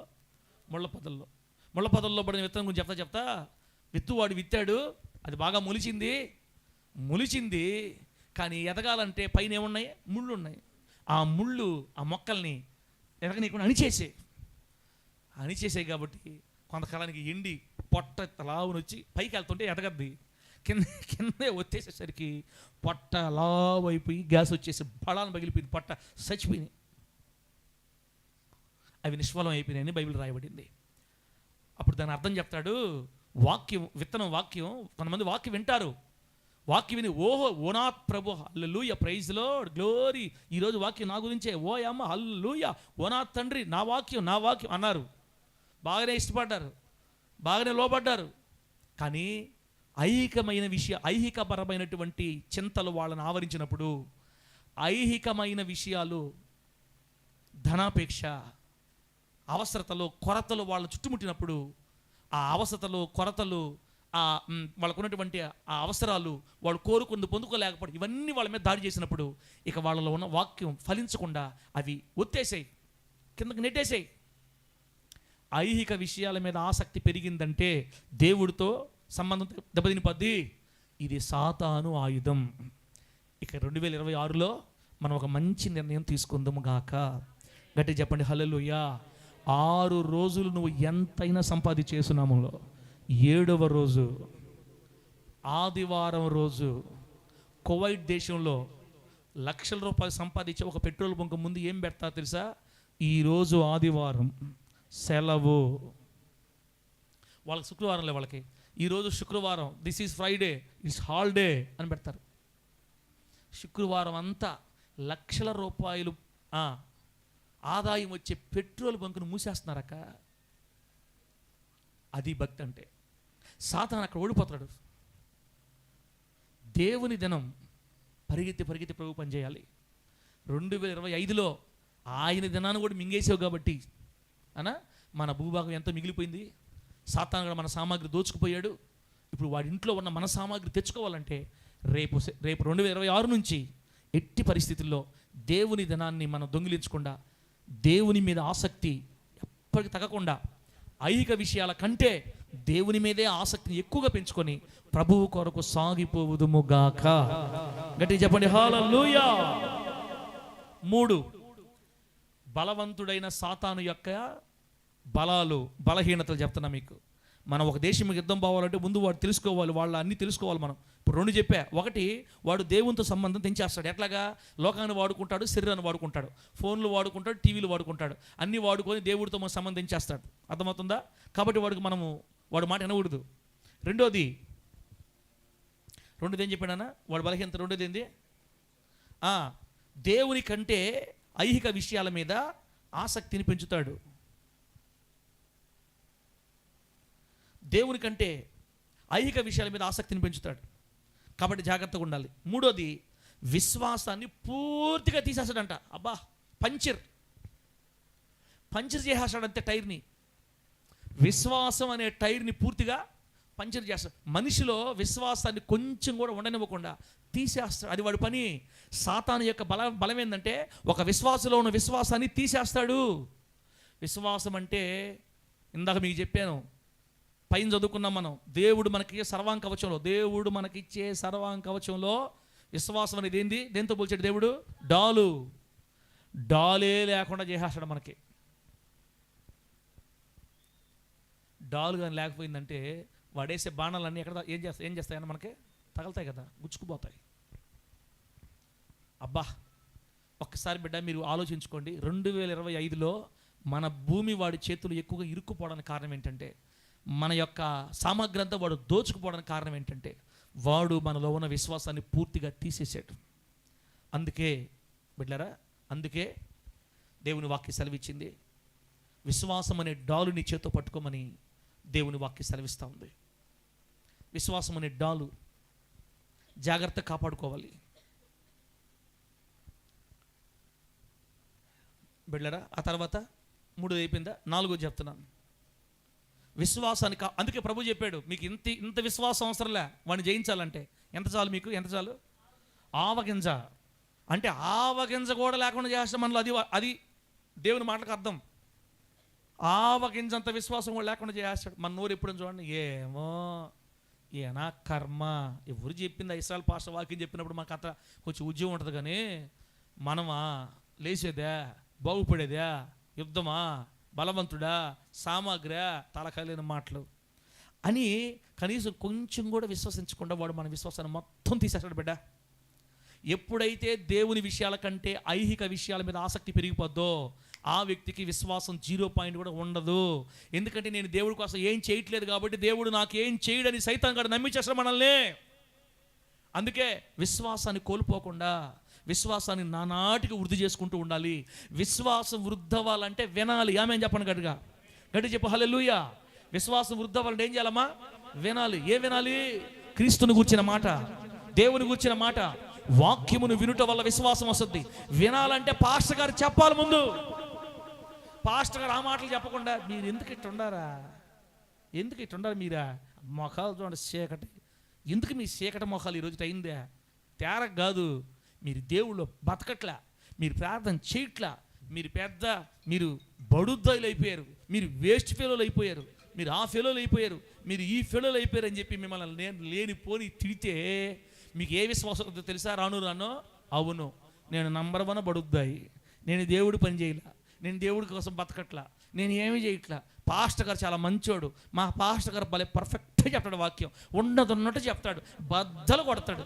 నేను ఒక పెద్ద శాడిస్ట్ని, దేవుడు అసలు నాకు తోడుగా ఉండడు, ఆయన నాకు ఇంత చేస్తాడు అలాంటి శాడిస్ట్కి అని పాస్టర్ గారు ఈ మాటలు చెప్తాడు అనుకో, ఆ విశ్వాసం పెరగతుంటుంది మనలో. ఆ విశ్వాసం కాదు పెరగాల్సింది జానపలానా. దేవుడు నిన్ను దీవిస్తాడు, దేవుడు నిన్ను లేవనెత్తుతాడు, నిన్ను బాగు చేస్తాడు. నీవు నీ సామాగ్రి మొత్తం తెచ్చుకుంటావు వాడి చేతుల్లో నుంచి. 2026లో నువ్వు నీ భూమిని స్వాధీనపరచుకుంటావు యేసునామములో. దేవుడు నీకు తోడుగా ఉన్నాడు యేసునామములో. ఈ మాటలు వింటున్నావు అనుకో, లోపల నుంచి ఏం పడుతుంటది? విశ్వాసం పొరలుతుంటది. ఆమేన్. నేను చేయకపోయినా పాస్టర్ గారి మాటల వల్ల నాకు బలం వచ్చేస్తుంది. వినుట వలన విశ్వాసం. సైతాన్ గాడు పాస్టర్కి వేసేసాడు ఇంజక్షన్. ఏ ఇంజక్షన్? అవిశ్వాసం అనే ఇంజక్షన్ నాకేసేస్తే నేను మీకేం బోధిస్తానో, నా నోట్లో వచ్చే ప్రతి మాట మిమ్మల్ని నిరుత్సాహపరిచేస్తుంది అనమాట. మనం అంత భక్తి చేస్తేనే దేవుడు మనల్ని దీవించేది. బిడ్డరా, ఇప్పుడు సైతాన్ గాడి బలాలు బలహీన చెప్తున్నాడు మనకు దేవుడు. గుర్తుపెట్టుకున్నాము అమ్మా. మనం ఎంత రాసుకున్నా, ఎంత గుర్తుపెట్టుకున్నా, ఏదో ఒక సందర్భం వస్తుంది, ఒక బలహీన ఘట్టం వస్తుంది, ఒక బలహీన గడి వస్తుంది. నీకు ఎన్ని వాక్యాలని చేయని, నీకు ఎంత బలమైన ఉండని, నువ్వు ఎంత ప్రార్థన చేయని, ఒకానొక టైంలో మనం ఏమి చేయలేక పడిపోతాం. ఇట్లా దిగిరా, దిగు దిగు దిగు దిగు, మనం కూడా పిలవాలి ఆయన్ని. తెలుసా మీకు? దిగిరా, ఓ నా ప్రభువా, నువ్వు దిగొచ్చి నన్ను పట్టుకొని లేపితే తప్ప నేను లేవలేను. ఆమె చెప్పండి గట్టిగా. నజరేయుడైన యేసు నామమున లేచి నడువని వాని చెయ్యి పట్టుకొని వాని లేవనెత్తగా వాడు దిగ్గున లేచి నిలిచి నడిచేను. కొట్టాలనిపిస్తే కొట్టు, లేకపోతే ఆపేయి. ఇక నేను ఇంతసార్లు బతుకడుకోలేను, ఇన్నిసార్లు అడగలేను నేను. ప్రభు మిమ్మల్ని ఆశీర్వదించును గాక. ఒక్కొక్కసారి మనము డల్ అయిపోతాం అక్క, ఎన్ని వాక్యాలైనా డల్ అయిపోతాం. అప్పుడు యేసయ్య మనల్ని పట్టుకొని లేపుతాడు. ఆయన లేపకపోతే ఇంతకాలం నువ్వు దేవుళ్ళో ఉండలేవు, నేను ఇంతకాలం ఉండలేను. కానీ ప్రతిసారి లేపే పని ఆయన పెట్టకూడదు. మనం కూడా కొంచెం శక్తి తెచ్చుకోవాలా. మనకు ఆల్రెడీ ఆయన రూట్ చూపిస్తాడు కదా. సైతాన్ గాడు ఏం చేస్తాడంటే విశ్వాసాన్ని తీసేస్తాడు. అందుకని వినే మాటలు కూడా ఎటువంటి మాటలు వినాలి? ఏ మాట వినాలమ్మా? విశ్వాసాన్ని కూర్చిన మాటలు వింటుండాలా. కాస్త మంచి మాటలు వినాలా. మంచి మాటలు మాట్లాడే వాళ్ళ స్నేహం చేయాలా. కొంతమంది ఉంటారు చర్చిల్లో, ఎందుకు అక్క ఓ అరస్తుంటాడు మన సారా, ఎందుకు ఓ అరస్తుంటాడు, అదేమంటాడు కరుగులుగా అంటాడు. అవి కరిగిపోద్దా? అంత మాత్రం అట్లా అంటే కరిగిపోద్ది. ఎందుకు ఎన్ని లేనిపోని మాటలు? అట్టటోళ్ళు ఉన్నారనా? అట్లాంటి వాళ్ళు కూడా ఉండరు. ఇప్పుడు నా మీద ఒక టాక్ వచ్చేస్తుందంటే బయట మన వాళ్ళలోనే, మన చర్చిలోనే, మన సార్కి పవర్ తగ్గిపోయింది. ఏం తగ్గిపోయింది? పవరు. అసలు ఒకప్పుడు ఎట్ట చెప్పేవాడు వాక్యమా, తీస్తే కత్తి ఆ యువతలకు దిగేది. అసలు ఎట్టుండేది అసలు వాక్యం ఆ రోజుల్లో? ఎట్టుండేది ఆ రోజుల్లో వాక్యం? ఎట్టుండేది ఆ రోజుల్లో వాక్యం? ఎట్టుండేది? ఇటు పొడిస్తే అటు వచ్చేది. మామూలు పవర్ కాదు అప్పుడు. గద్దరు పుట్టేది ఒళ్ళంతా. ఎందుకు బట్టలు ఏమంటారు? గూస్ బంప్స్ వచ్చేది. ఆ రోజుల్లో వాక్యం ఏంటంటే గూస్ బంప్స్ వచ్చేది. అబ్బే ఇప్పుడు అంతా స్మూత్ అయిపోయింది. ఇప్పుడు అంతా దీవించను కాక ఆడ తలకాయ దీవించేదే. ఇట్టటోళ్ళ మాటలుగా మనం వింటా ఉన్నాం మనకు పక్కన చేరి. ఏమోలే నిజమేనేమో. మనకున్న విశ్వాసం కూడా పోయి అవిశ్వాసం వచ్చేస్తుంది అనమాట. బిడ్డరా, 15 సంవత్సరాలు గూస్ బంప్స్ వచ్చినాయి. ఏ ఆశీర్వాదం మీద సంఘంలో? అది నా ప్రశ్న. గూస్ బంప్స్ వచ్చే నిజమే, కాదనట్లా. ఉండేవాడు కూడా పోయారు చర్చిలో నుంచి, కాదనట్లా. అందరూ దరివడమే కాదు, వచ్చేది ఎక్కడ జనాభా? ప్రేమ ఏది? ఆదరణ ఏది? పొడవడమే కాదు, కాస్త అది ఉండాలా. సరే, ఆ బిడ్డ తెలియలే, కొంచెం కొన్ని రోజులకి వాళ్ళకి అర్థమవుద్ది. మాది అది గూస్ బంప్స్ కాదు, గీస్ బంప్స్ ఏం లేదురా నాయనా, దేవుని శక్తిలోనే సమస్తం దాగుందని ఆ బిడ్డలు అర్థం చేసుకుంటారు. అందుకని మనం వినే మాటలు కూడా విశ్వాసపరుల మాటలు వినాలి. దేవునికి స్తోత్రం కలుగును గాక. గట్టిగా చెప్పండి హల్లెలూయా. నా ప్రియమైన దేవుని బిడ్డలారా, ఎన్ని చెప్పాను మొత్తం? ఎన్ని చెప్పాను నేను ఇప్పుడు? 3 చెప్పాను కదా. 3 4 3 అయిపోయింది. 4వది సాతానుగాడి బలాలు. అంటే మన భూమిని స్వాధీనపరచుకోకుండా వాడు ఆటంకపరుస్తాడు. 1 దేవునితో సంబంధం తెంచేస్తాడు. 2 ఐహిక విషయాల మీద ఆసక్తిని పెంచుతాడు. 3 మన విశ్వాసాన్ని పూర్తిగా తీసేస్తాడు. 4వది అపరాధ భావాన్ని ఉపయోగించి డిప్రెషన్లోకి నెట్టేస్తాడు. గుర్తుపెట్టుకోండి, డిప్రెషన్కి తండ్రి సాతాను. డిప్రెషన్ నిన్న వారం వాక్యం విన్నాం కదా, నిన్న ఆదివారం. కృంగుబాటు, ప్రతి చిన్నదాన్ని కుంగిపోవటమే. నా వల్ల కాదు, అయిపోయింది నా పని, నా జీవితం అయిపోయింది, ఇంక నేను చేయలేను, ఇక నేను నిలబడలేను, అయిపోయింది నా బ్రతుకు, ఇక నేను లేచేది లేదు, నేను జీవించేది లేదు. డిప్రెషన్. అపరాధ భావం, ముతుకులు చెప్పిన అపరాధ భావం గురించి. అపరాధ భావం అంటే ఏదైనా పొరపాటు చేసినప్పుడు, ఏదైనా తప్పు చేసినప్పుడు కలిగే బాధ అన్నమాట. ఆత్మలో కలిగే బాధ, ఆ అపరాధ భావాన్ని వాడు వాడి క్రైస్తవుకి నెమ్మది లేకుండా చేసి డిప్రెషన్లో తీసుకెళ్తే, ఎప్పుడైతే ఒక వ్యక్తి డిప్రెషన్లోకి వెళ్తాడో ఇక ప్రార్థన చేయలేడు, దేవుడితో నడవలేడు, ఇంక నెమ్మది ఉండదు, సమాధానం ఉండదు, ఎక్కువ నిద్రపోవాలనిపిస్తుంది, మనశ్శాంతి ఉండదు, బిడ్డ ఏ పని చేయలేరు, అంత ఘోరంగా దెబ్బతినిపోతారు. అట్లా దేవుని బిడ్డలను డిప్రెషన్లో తీసుకెళ్ళి దేవునితో ఎక్కువ సంబంధం లేకుండా, వాడు జయించకుండా, ఆశీర్వాదకరంగా మార్చబడకుండా ఎప్పుడు కృంగిపోయేటట్టు చేయడానికి సాతాను వాడుతూ ఉంటాడు పన్నగాలు. అందుకే సాతాను యొక్క బలం ఎరిగిన మనం అసలు డిప్రెషన్కి మనం టైం కూడా ఇవ్వకుండా దేవుని కొరకు అత్యంత జాగరూకులమై సాగిపోదుముగాక. గట్టిగా చెప్పండి హల్లెలూయా. డిప్రెషన్ని ఎలా జయించాలి పోయిన వారం చెప్పాను నేను. డిప్రెషన్ని జయించాలంటే ఎట్లాగా? అసలు మనకు డిప్రెషన్ కృంగుబాటుకి లేదా డిప్రెషన్కి మన మీద అధికారం లేదు. యేసుక్రీస్తు వారు సిలువలో కాచిన రక్తంను బట్టి అసలు దానికి మన మీద అధికారం లేదు. ఎందుకంటే మనం దేవుని బిడ్డలమి, మన చుట్టూ దేవుని కాపుదల ఉంది. ఇదంతా మనం ఎరుగుంటే, దేవుని వాక్యం తెలుసుంటే అసలు అది మన దగ్గర రాకుండా మనం ఆపగలుగుతాం. కాబట్టి ప్రియమైన దేవుని బిడ్డలారా, డిప్రెషన్ గురించి కూడా ఒక కన్ను చూస్తూ ఉండండి. మీరు డిప్రెషన్ మీద ఒక కన్నేసి చూస్తూ ఉండండి. మీకు అప్పుడప్పుడు మీకు దుఃఖం వచ్చి, బాధ వచ్చి, అదొక రకమైన దిగులేసేసి ప్రార్థన కూడా చేయలేక అసలు అదొక మనోవేదన అయిపోతుంది అనుకోండి. ఇదిగో వీడే నా మీద దాడి చేస్తున్నాడు, నా దేవుడు నా మీద ఆల్రెడీ కనికరం ఉంది, నేను వీడికి చిక్కకూడదు, నేను దీన్ని తప్పించుకోవాలి, నేను దీన్ని తప్పించుకోపోయినట్టు వాడు మళ్ళీ నా మీద దాడి చేసి నా సామాగ్రి లాక్కుంటాడు అని దైవిక జ్ఞానం చేత వాడి మీద మనం జయాన్ని సాధించుదుముగాక. డిప్రెషన్ని జయించాలంటే చేతిలో విశ్వాసం అనే డాల్ ఉంటే దెబ్బకు ఓడిపోతాడు యేసునామలు. అంతే, విశ్వాసం అనే డాల్ ఉంటే డిప్రెషన్ మనకి 1000 కిలోమీటర్ దూరం పారిపోద్ది యేసునామలో. విశ్వాసం లేకపోతేనే డిప్రెషన్ మన జీవితంలోకి వస్తుంది బిడ్డ. అందుకే విశ్వాసం అనే డాల్ ఉండాలి. లాస్ట్ మాట 5వది, గమ్యము కానరాకుండా నిరాశ పొరలతో బంధించేస్తాడు. ఎవరి కోసం బతకాలి? దేనికోసం బతకాలి? ఎందుకోసం చర్చికి పోవాలి? చర్చికి పోతే ఏం లాభం? ఇంతకాలం పోయి ఏం చేశాడు దేవుడు? ఏమైంది? ఏదో గడిచిపోతుందో బతికేస్తున్నాం, కుక్క బతుకుతుంది, నేను బతుకుతున్నా, పెద్ద తేడా ఏం లేదు, పోతే పోయింది, అయిపోయింది. ఇలా నిరాశాపూర్వకమైన మాటల్లోకి తీసుకెళ్ళిపోయి మన గమ్యం ఏంటో, దేనికోసం బ్రతకాలో, ఎందుకోసం మనం ప్రభు పిలుచుకున్నాడో, అసలు నన్ను దేవుడు ఎందుకు పిలుచుకున్నాడో, ఈ హోలీ జడ్జ్ ప్రేయర్ టెంపుల్లో నన్ను ఎందుకు తీసుకొని వచ్చాడో, ఈ మినిస్ట్రీలో నన్ను దేవుడు ఎందుకు పెట్టాడో, ఇవన్నీ మనకు అర్థం కాకుండా చేసేస్తాడు. నిరాశ పొరలతో గమ్యమును కానరాకుండా చేసేస్తాడు. లాస్ట్ది, విశ్వాసులు నిద్రాణ స్థితి పేరుకే క్రైస్తవులుగా ఒక నామకార్థతలు నెట్టేస్తాడు. అసలు పనికి రాకుండా చేసేస్తాడు. ఆ విశ్వాస యొక్క ఆరోగ్యాన్ని, నెమ్మదిని, ఆర్థిక స్థితిని మొత్తం దొంగిలించి ఆ వ్యక్తిని వట్టివాణ్ణి చేసి, ఆ వ్యక్తిని నిష్ప్రయోజనమైన వ్యక్తిగా మార్చేసి, దేవుడికి పనికి రాకుండా, లోకానికి పనికి రాకుండా, కుటుంబానికి పనికి రాకుండా ఒక జీవోత్సవంలా మార్చే భయంకరమైన ఆయుధాలు కలిగి సాతాను పనిచేస్తున్నాడు.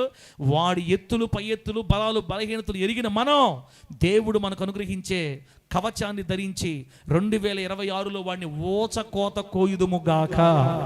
గట్టిగా చెప్పండి హల్లెలూయా. ఏ కోత కోయాలా? యేసు నామములో దేవుని సహాయం ద్వారా వాడిని ఓచకోత కోయుదుముగాక.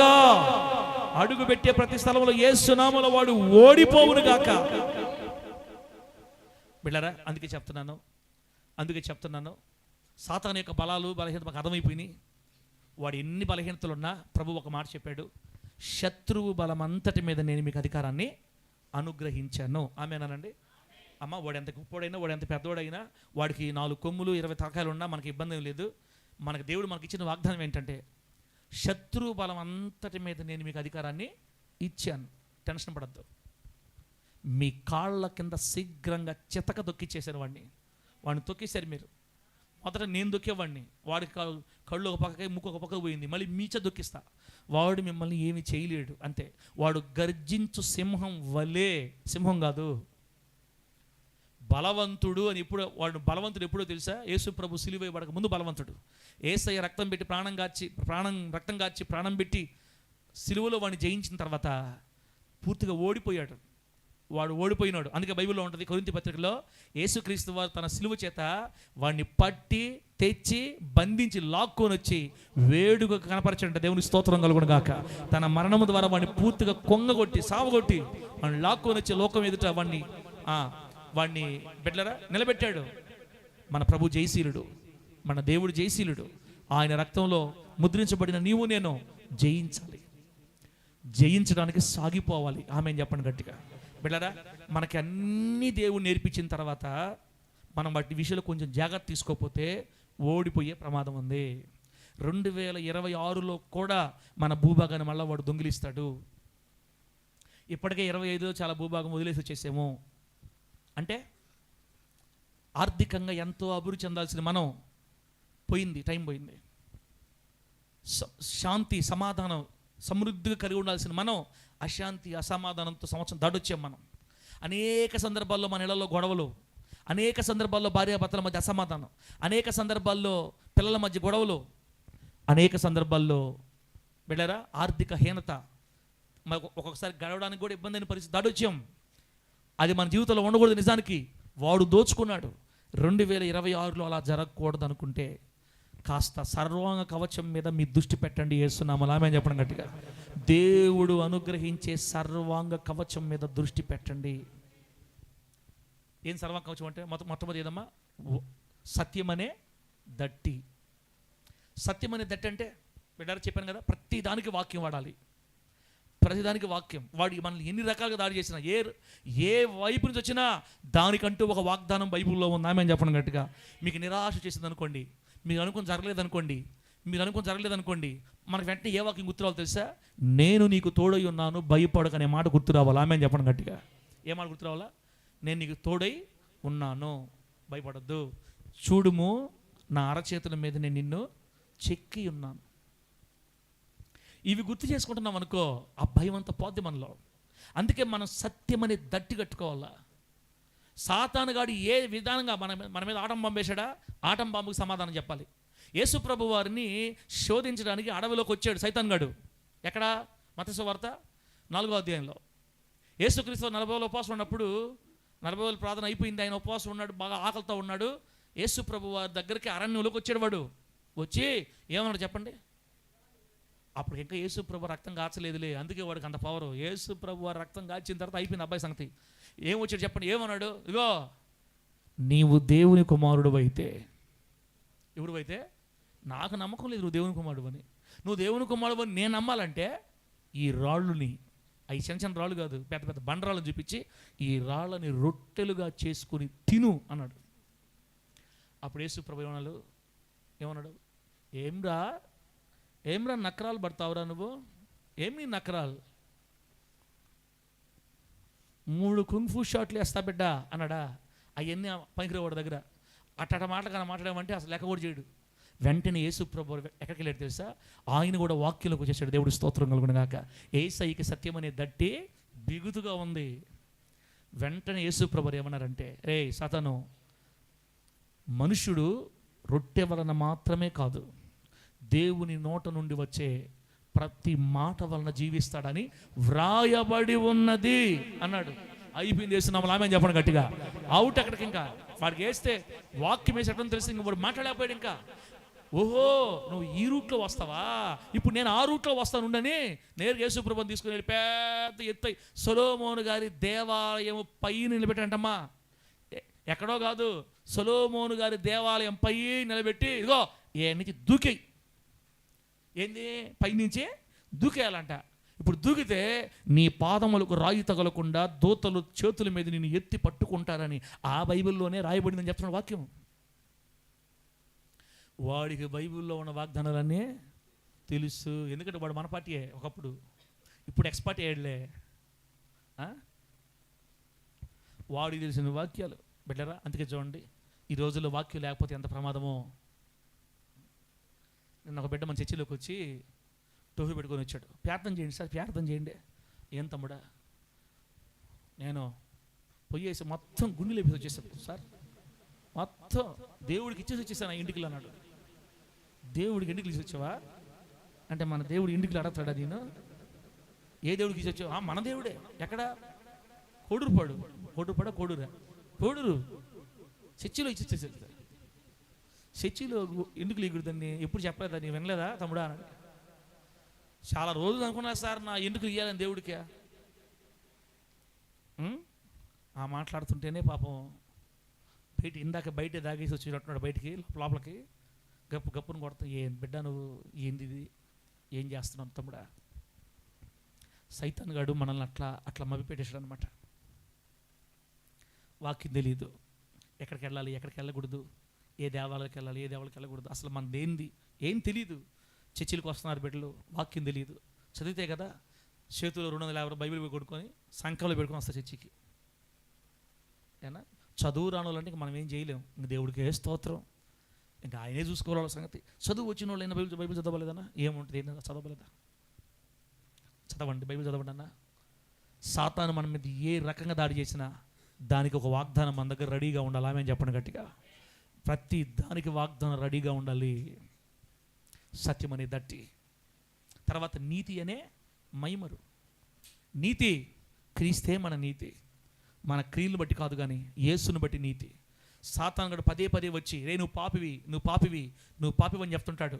అంతకంటే గొప్ప శబ్దంతో నేను నీతిమంతుడని చెప్పాలి. ఆమె చెప్పండి గట్టిగా, గట్టి చెప్పు హల్లెలూయా. విశ్వాసము ద్వారా కృప చేతనే రక్షించబడిన నేను దేవుని నీతి అయి ఉన్నాను. నేను నీతిమంతుణ్ణి. గుండె బాలల వాడికి. తర్వాత 3 తిందామా? సమాధాన సువార్త వలనైన సిద్ధ మనస్సు. వెళ్ళారా, టైం లేదు నాకు, నేను ముగిచ్చేస్తా. సమాధాన సువార్త మన నోట్లో ఉండాలి. అందుకే ఇప్పుడు మార్చింది సువార్తని. మన మాటలు చెబితే వాళ్ళకి అసమాధానం కలగకూడదు, సమాధానం కలగాల. దేవుని వాక్యం ఒక వ్యక్తికి సమాధానం కలిగించాలి. కన్నీళ్ళతో వచ్చిన బిడ్డకి ఆధారం చెప్పాలి. అమ్మ నేను దేవుడు లేపుతాడులే, ధైర్యం తెచ్చుకో, నీకేం కాదు, నేను లేపుతాడు బిడ్డ, నువ్వు నమ్ము, జాగ్రత్త. వాళ్ళకి కొంచెం ధైర్యం చెప్పి మన సువార్త వాళ్ళకి సమాధానం తేవాలి. అలా ఎప్పుడైతే సమాధానం చేసి సువార్త చేస్తావో వాళ్ళలో సిద్ధ మనసు కలుగుతుంది. వాళ్ళలో కలగటం కాదు, మనలో కూడా ఆ సిద్ధ మనసు రెడీగా, ప్రభు ఎప్పుడు వచ్చినా వెళ్ళిపోయేంత రెడీ, అన్నిట్లో సిద్ధంగా. ఈ లోకం ఏముందన్నా, ఏదో తినటానికి సంపాదించుకుంటున్నాం, ప్రభు ఎప్పుడు వస్తే చలో అన్నట్టు అన్నిటికీ సిద్ధపడిన మనసు కలిగి బ్రతకాలి. సిద్ధపోటు ఉందనుకోండి, సిద్ధ మనసు ఉందనుకోండి, ఇక ఈ లోకంలో నిన్ను ఏది బంధించలేదు. దేవుడికి స్తోత్రం కలుగును గాక. చెప్పండి గట్టిగా హల్లెలూయా. ఈ లోక నటన చూసి నన్ను మురిసిపోనివ్వకు అనే పాట ఉంది. ఈ లోక నటన చూసి నన్ను మురిసిపోనివ్వకు. అయ్యా ఇది మాయాలోకం, మాయాల లోకం బందీ చేస్తుంది నన్ను. ఓ అమ్మో ఈ ఇళ్ళు, ఈ అపార్ట్మెంట్లు ఇవి నన్ను బందీ చేస్తున్నాయి ప్రభువా. ఈ లోక నటన నన్ను బంధించకూడదు, నన్ను మురిసిపోనివ్వద్దు. ఎప్పుడైతే ఒక వ్యక్తి సిద్ధ మనసు కలిగి ఉంటాడో ఇక ఈ లోకంలో దేని మీద అమితమైన ఆసక్తి పెంచుకోడు, ఆశ పెంచుకోడు. ఎన్ని సంపాదించుకుంటున్నా ఎన్ని ఉన్నా కూడా మైండ్ మాత్రం కనెక్ట్ అయి ఉంటుంది. నా ప్రభు ఎప్పుడు వస్తే, నన్ను ఎప్పుడు పిలిస్తే అప్పుడు వెళ్ళిపోతా. ప్రభు నామానికి మహిమ కలుగును గాక. గట్టి చెప్పండి హల్లెలూయా. ఆ సిద్ధ మనసు అనేది చెప్పులుగా జోళ్ళు వేసుకొని ఉండాలంట. ఆ తర్వాత రక్షణ స్థిరస్త్రాణం. రక్షణ ఒక్కసారి ప్రభు వేసేది మళ్ళీ పోదు. బిడ్డలారా, నువ్వు రక్షించబడ్డావంటే ఇంకెప్పటికీ అది నీకు పోదు. తలకి రక్షణ స్థిరస్త్రాణం కలుగుంటుంది. రక్షణ ఎలా కలుగుతుంది? యేసు దేవుడని నోటితో ఒప్పుకోవాలి, ఆయన మృత్యుంజయుడని హృదయమందు విశ్వసిస్తే అదే మనకు రక్షణ. ఆమె చెప్పండి గట్టిగా. యేసు క్రీస్తు దేవుళ్ళలో ఒక దేవుడు కాదు. కొండక్కనా పేరు కొండక్క కాదు, కొండమ్మ తల్లి అక్క పేరా కొండమ్మ గారు. యేసుక్రీస్తు దేవుళ్ళలో ఒక దేవుడు కాదు, యేసే దేవుడు. ఆయన ఒక్కడే దేవుడు. ఆయన ఒక్కడే పాపులను పాపం నుంచి విమోచించగల శక్తి గల దేవుడు. దేవతలు అనబడిన వారు ఉన్నారు భూమి మీద, దేవుడు మాత్రం ఒక్కడే.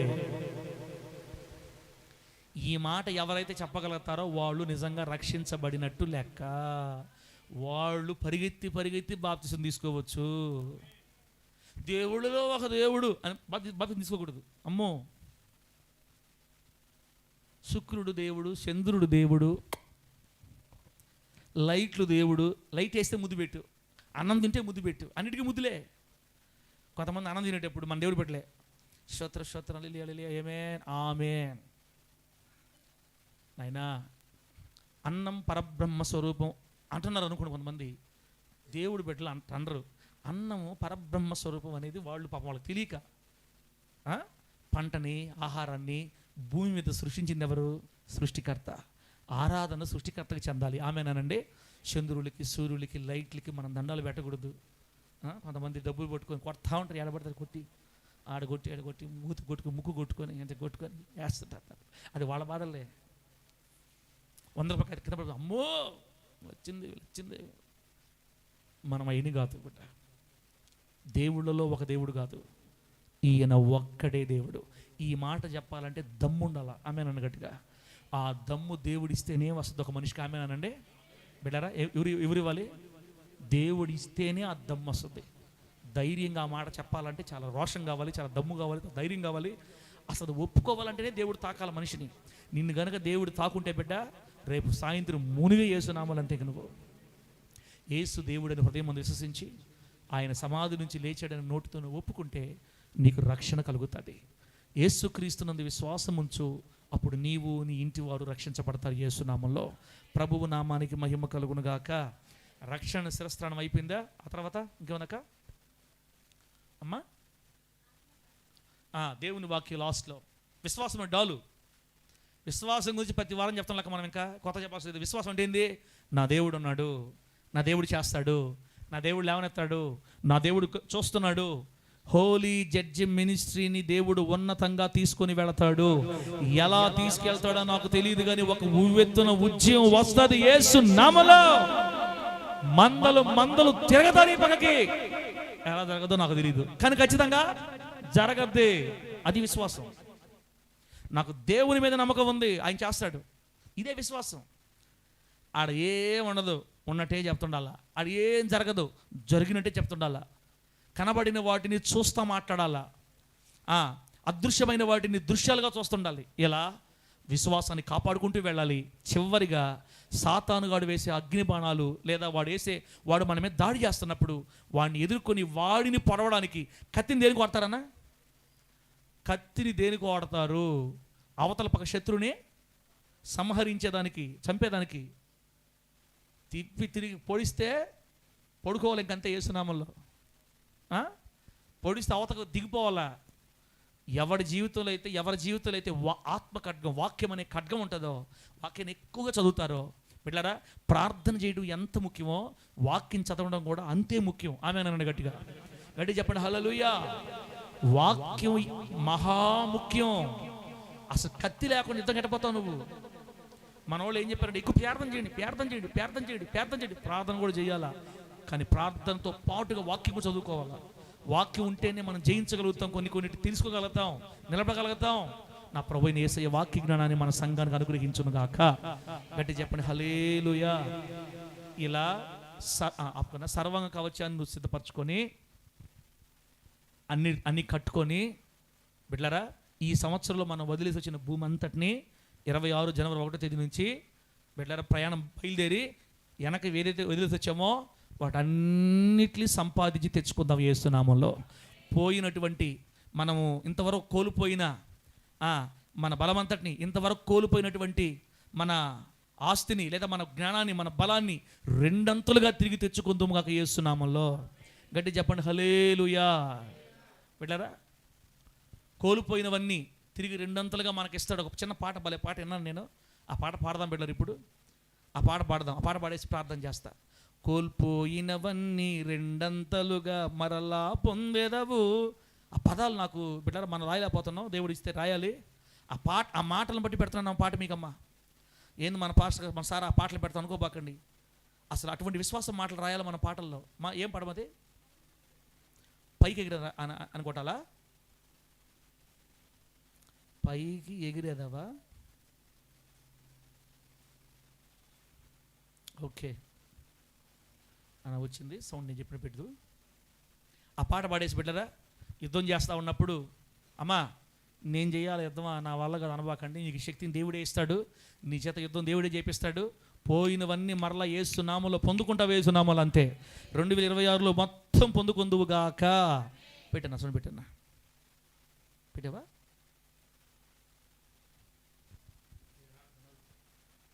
కరెక్ట్ చూడు. బ్లూ వైర్ అన్న, బ్లూ వైర్.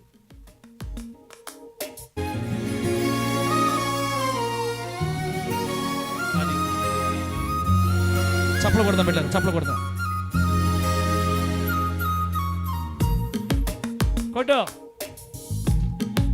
లిరిక్ ఎంత మంచి మాట. దేవునికి స్తోత్రం కలుగుడుగాక.